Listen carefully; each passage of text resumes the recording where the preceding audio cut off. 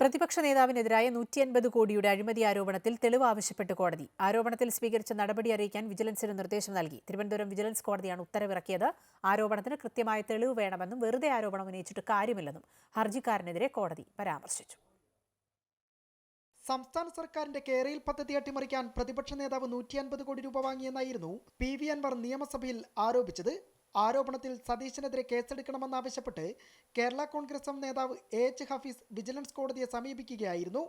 നേരത്തെ കേസിൽ പ്രാഥമിക അന്വേഷണത്തിന് വിജിലൻസ് ഡയറക്ടർ ഉത്തരവിട്ടിരുന്നെങ്കിലും ഇത് പോരെന്ന് ചൂണ്ടിക്കാട്ടിയാണ് ഹഫീസ് ഹർജി നൽകിയത്. ഹർജി പരിഗണിച്ച കോടതി പരാതിയിന്മേൽ സ്വീകരിച്ച നടപടി അറിയിക്കാൻ വിജിലൻസിന് നിർദ്ദേശം നൽകുകയും ചെയ്തു. കോടതിയിലേക്ക് എത്തുമ്പോൾ പരാതിയുടെ കാര്യത്തിൽ കൃത്യത വേണമെന്ന് ഹർജിക്കാരനോട് കോടതി പരാമർശിച്ചു. വെറുതെ ആരോപണം ഉന്നയിച്ചിട്ട് കാര്യമില്ലെന്നും ഹർജിക്കാരനോട് കോടതി വ്യക്തമാക്കി. ലഭിച്ച പരാതിയുടെ നിജസ്ഥിതി അറിയിക്കണമെന്ന് വിജിലൻസിനോടും കോടതി നിർദ്ദേശിച്ചു. ഹർജി ഏപ്രിൽ 1 വീണ്ടും പരിഗണിക്കും. അമൃത ന്യൂസ്, തിരുവനന്തപുരം.